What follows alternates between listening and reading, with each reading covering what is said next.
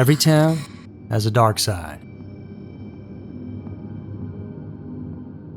Now, there are limits as to what we understand about the human mind. Sure, we know how neurons fire and can even name disorders and assign diagnoses. But there are moments, rare ones, where something breaks inside a person's head in ways we may never fully understand.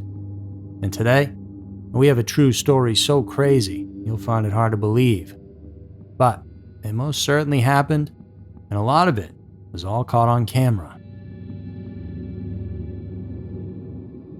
Now, hey guys, it's Andrew. Welcome to Every Town, where today I got a wild one for you, and it's crazy that this story isn't more mainstream and well known. We got a lot to get into, so let's head on over to England and check out the shared psychotic break of the Eriksson Twins.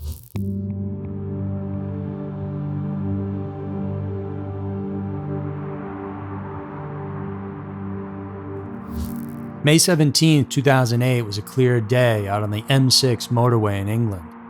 It's a major roadway, multiple lanes of traffic, so lots of cars and trucks moving at a fast clip. A BBC camera crew was out that day riding along with traffic officers filming for a documentary series called Motorway Cops. The idea for the show is simple: follow police as they deal with speeding drivers and stalled vehicles, the repetitive but sometimes interesting hazards of day-to-day highway patrolling. As they're cruising, a call comes over the radio. The initial call came through to us as two females in the central reservation of the motorway. They're not near an exit or on the shoulder. We're talking the narrow strip of pavement between opposing lanes of high-speed traffic. Basically the last place two people should be out for a stroll. When the officers pull up, they see them immediately. It's two women standing still, separated from death by only a few feet of moving air and metal. To add to the oddness of the sight, well, the women look totally identical. They're the same height and build, same hair, and that's because they're identical twins, later identified as 40-year-old Swedish nationals. Each is carrying a bag, neither appears injured, and neither seems panicked in the way you'd expect someone to be given where they were. And cars whiz by as officers try to talk to them to figure out how they got there and what they're doing. The women respond, but not in a way that makes much sense at all. Their answers are out there, and their behavior feels detached, almost like they're somewhere else entirely. Now, the cameras are rolling the entire time on this, and then without any warning or visible trigger, one of the women drops her bag, turns, and runs directly into traffic. The other one, she's going to run it. Oh, no! My cal, we need ambulance. A semi-truck traveling roughly 60 miles per hour hits her almost instantly. The impact is catastrophic, and her body collapses onto the roadway, her legs completely shattered before she even reaches the ground. And there's barely any time to react, though, because seconds later, her sister does the exact same thing, sprinting in the opposite direction, into the oncoming lanes. A car then strikes her at full speed, and she's thrown into the air, landing hard on the asphalt, motionless. The officers stand stunned. They've now just watched two people step willingly into traffic right in front of them in broad daylight, and it's all caught in HD. The traffic is shut down and paramedics rush in. The women lie still on the roadway, bodies broken, their eyes closed. Officers assume they're unconscious or worse. And then, about 15 minutes later, one of the twins opens her eyes, sits up, then stands. And before anyone can fully understand what they're seeing, she smacks a police officer in the face and tries to run, again, back into traffic. Her strength was absolutely phenomenal. The only time I've dealt with people with similar strength are those people that have been on drugs or under the influence of alcohol. Ultimately, it takes 6 people to restrain her. Witnesses will later struggle to describe what they saw. One will say her strength didn't make sense, that it didn't look human. that no one gets hit by cars at 60 or 70 miles an hour, lies unconscious on the road, and then stands up swinging. And yet, that's what actually happened. And this moment in time, as shocking as it is, isn't even the story. It's just the opening. Because within the next 24 hours, one of these women will walk into a stranger's home and kill him.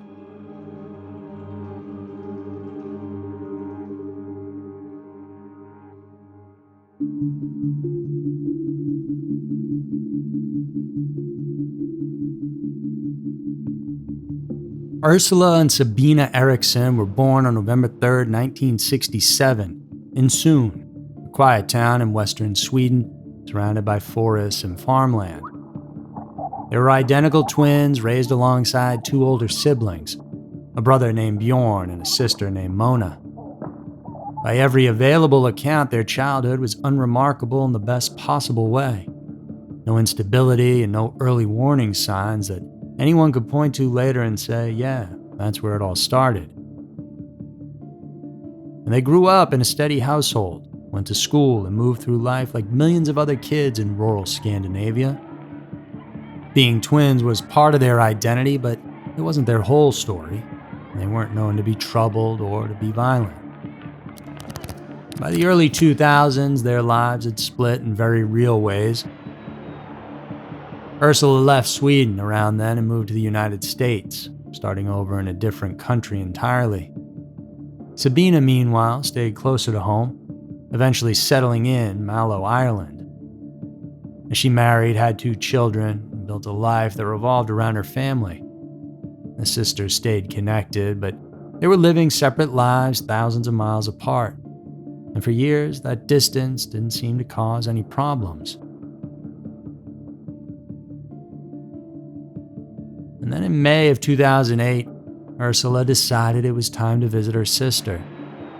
She flew over to Ireland and arrived at Sabina's home on Friday, May 16th, the day before it all went down on that highway. And whatever happened during that visit unfolded quickly because by the end of the night, both women were gone. They left without warning, and I mean Sabina just walked out on her husband and left her two young children behind. Neither woman told anyone where they were going or why. The next morning, Saturday, May 17th, Ursula and Sabina show up in Liverpool, England. One of the first places we know they went was a police station on St. Anne Street. That was around 8:30 a.m., and there, they told officers that they were concerned for the well-being of Sabina's children back in Ireland. So the police contacted Irish authorities to check in on the situation. And they learned that Sabina had argued with her husband the night before leaving, but there was no indication that the children were in any danger. And with no crime reported and no immediate risk, well, there was nothing the police could legally do. So the twins walked out. At around 11:30 that morning, they then boarded a National Express bus headed for London. And from that point forward, nothing about their behavior followed a normal pattern. This is where things begin to come apart. During the bus ride, the driver started to notice them. The twins stayed close, gripping their bags against their chests, leaning in toward each other, whispering nonstop. And they never settled into their seats, and whatever they were talking about seemed urgent and private. By the time the coach reached Kiel Services, a rest stop along the M6 highway, the driver had made up his mind. And this wasn't even a scheduled stop, but he pulled in anyway and told the women they weren't getting back on. He asked to look inside their bags, and they refused, so he left them there. And the manager of the service station watched the sisters pace around outside. Something about them felt off enough that he eventually called the police. Officers arrived, spoke with the twins briefly, and decided there was no immediate cause for concern, and with no clear reason to detain them, they left. And not long after, Ursula and Sabina walked away from the rest stop and on to the M6 itself. That's how they ended up on that median. At one point, Sabina was even clipped by a passing vehicle, suffering minor injuries. And she never stopped, though, and neither of them did. Calls started flooding in from there, and that's when the officers headed their way, and the rest, well, we know.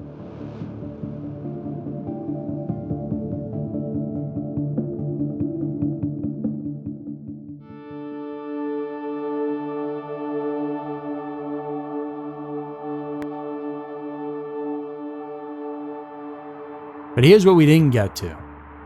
Ursula was the first to jet out into traffic, and she got hit by that truck.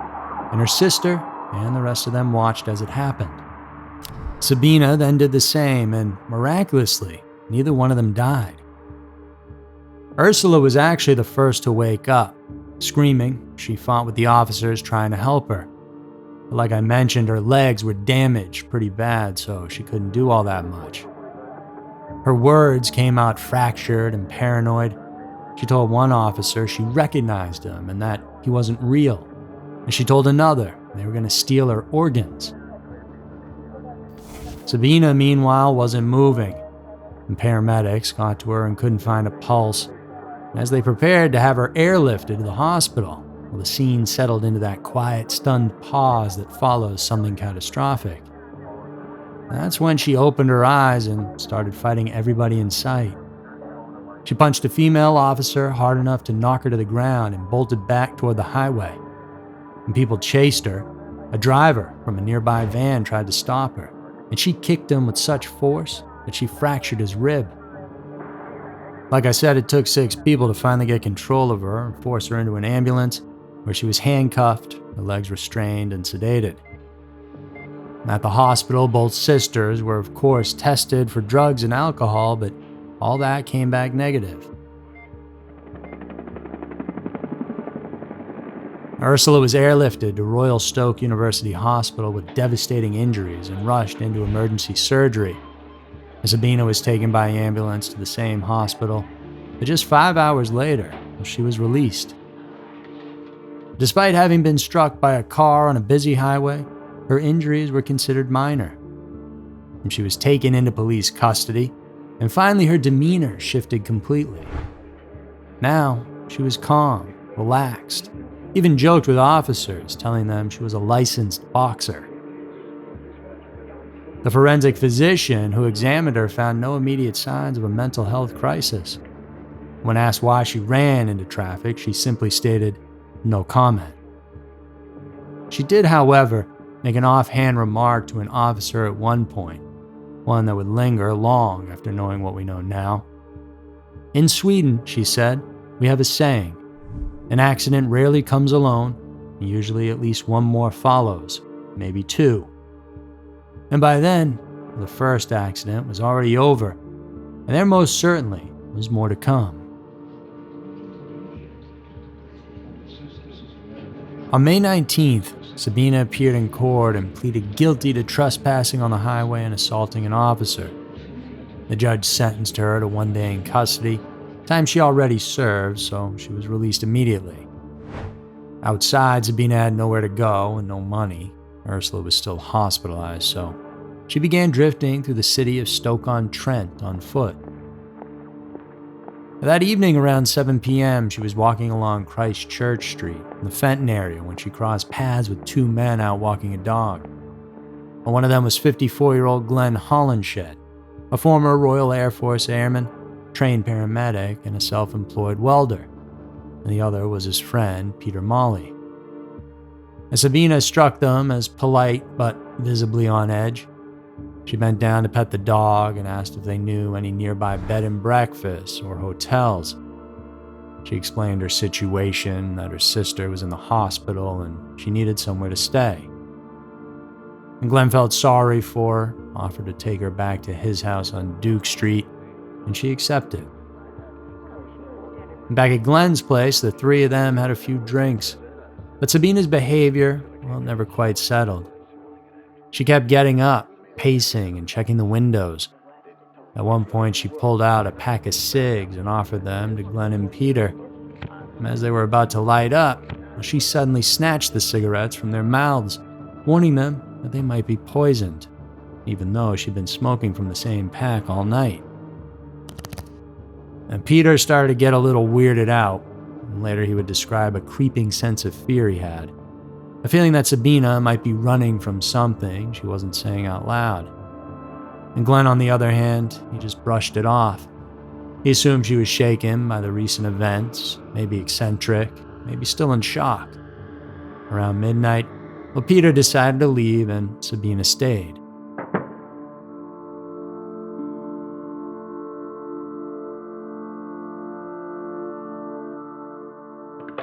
The next day, Glenn called his brother to ask about nearby hospitals, trying to help Sabina locate Ursula. And he was still treating her like a guest who had simply fallen on hard times. And that evening around 7:40 p.m., Glenn and Sabina were preparing dinner when Glenn stepped outside briefly to ask his neighbor, Frank Booth, if he could borrow some tea bags. He went back inside, and less than a minute later, he stumbled out again, and this time bleeding heavily.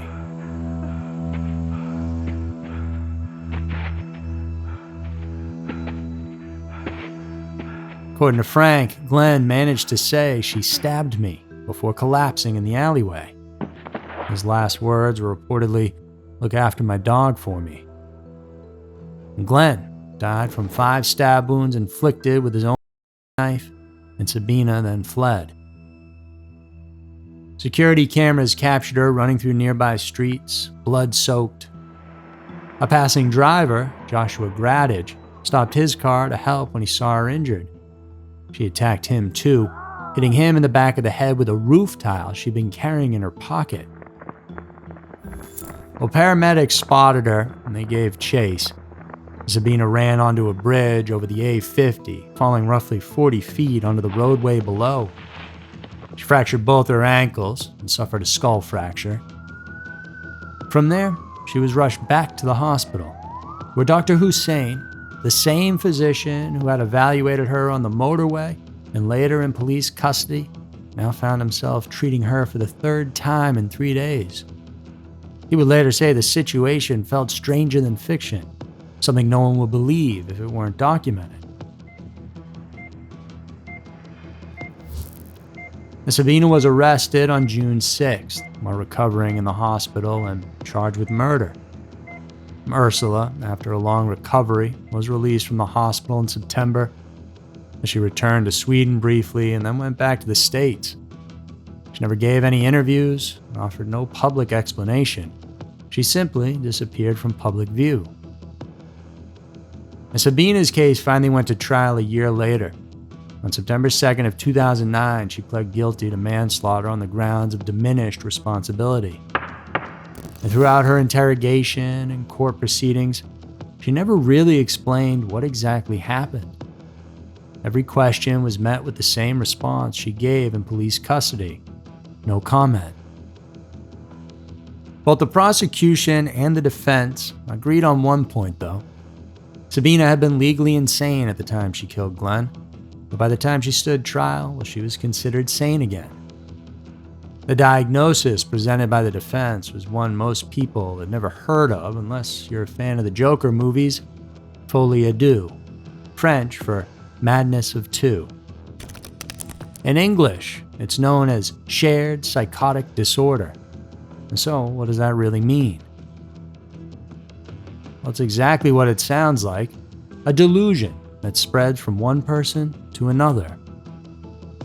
It's extraordinarily rare, and the condition was first identified in France in the 1800s, and since then only a small number of documented cases have ever been recorded. In theory, it works like this. One person, known as the primary, develops a genuine psychotic disorder. They experience delusions, paranoia, perceive threats that don't exist. And through an intense, close relationship, those beliefs are gradually absorbed by a second person who begins to share the same distorted version of reality. It almost always appears in relationships where people are deeply bonded and isolated together: married couples, parents and children, siblings, and most often of all, identical twins.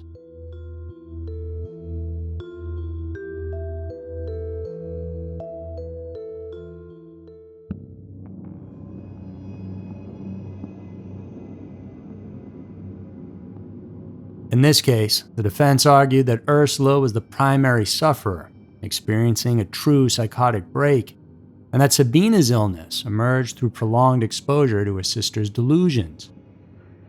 The prosecution disagreed on the mechanism, suggesting Sabina experienced a sudden and severe detachment from reality, but it was all on her own.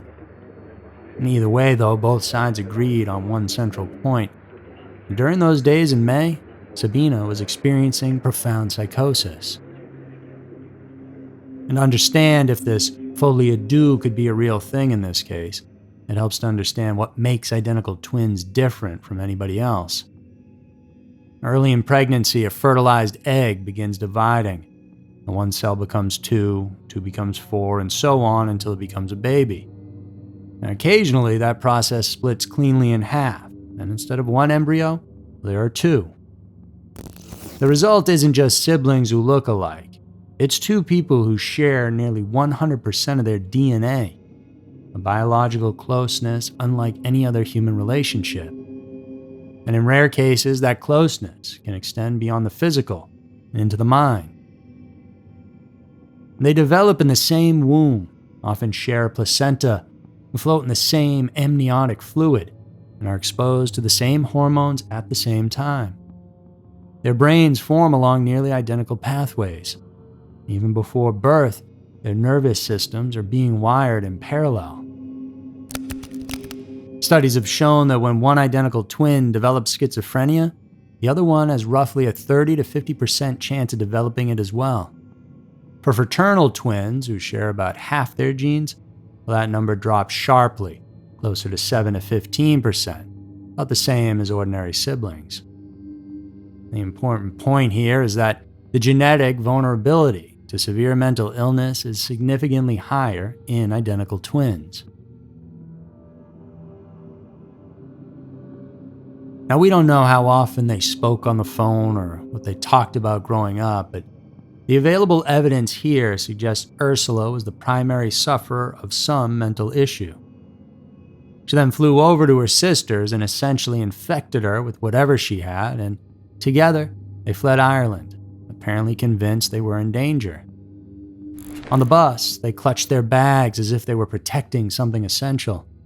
When officers approached them on the highway, they didn't see help, they saw a threat. Ursula told the police, "I know you're not real." And Sabina shouted, "They're going to steal your organs." These weren't metaphors or stress responses. They were classic paranoid delusions, the belief that reality itself is false and that the people around you are part of something hostile and unreal. And once that belief takes hold in this case, well, everything that follows begins to make a terrible kind of sense. After the accident, they were separated. Ursula stayed in the hospital with her injuries while Sabina was released, and for a moment, her regular self came through when she spoke to police and seemed like a semi-normal human being. It's why she didn't appear to have any mental health issues. But ultimately, she continued experiencing delusions and hearing voices.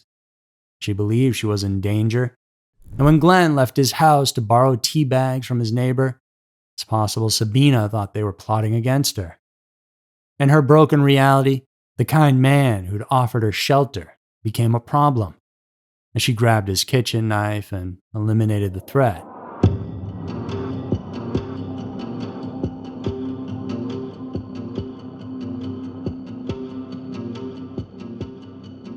In the end, Sabina Eriksson was sentenced to 5 years in prison, minus time already served. The judge made it clear that her culpability was considered low, that her actions were driven by severe mental illness. And the sentence, he said, wasn't meant to measure the value of Glenn's life. It was meant to protect the public. Staffordshire police stated that throughout all this, officers had followed procedure. And on paper, well, they had. Looking back, it's hard not to wonder how something so obvious in hindsight went unseen in real time. The truth is, the human mind is still largely unexplored territory. We can map brain regions and give names to mental health issues, but consciousness itself, how reality is perceived and if folie à deux is real, remains something we don't fully understand. When someone becomes convinced they're in danger from threats that don't exist or that the world around them isn't real, we can name it. We just can't always predict it. What triggered Ursula's psychosis is still unknown, as she had no documented history of mental illness, just traveled to Ireland to visit her sister, and within roughly 36 hours, both women were living inside the same distorted reality. Was there a specific moment that set it off? A fight? Stress maybe? Or was it always there, written quietly into their genetics, waiting for the right conditions to surface? We'll probably never know, and neither sisters have ever offered an explanation themselves because, well, they probably don't know. Sabina served her sentence and was released on parole in 2011, returning to Sweden. Ursula had already gone back to the States, reportedly living with a close-knit religious community. No interviews, no statements, and no public reckoning. There have been no reports of further violent episodes, so by all outward measures, both women returned to ordinary lives, as if those days in May of 2008 were a temporary rupture from reality that closed once they were separated. And that may be the most unsettling part, because this story doesn't end with answers. It ends with records, footage, court transcripts, proof that something almost impossible still happened, not in a horror movie, not in fiction, on a highway in daylight right in front of cameras. And once it was over, well, the world kept moving, leaving behind a story that sounds unbelievable, but that's only because it's true.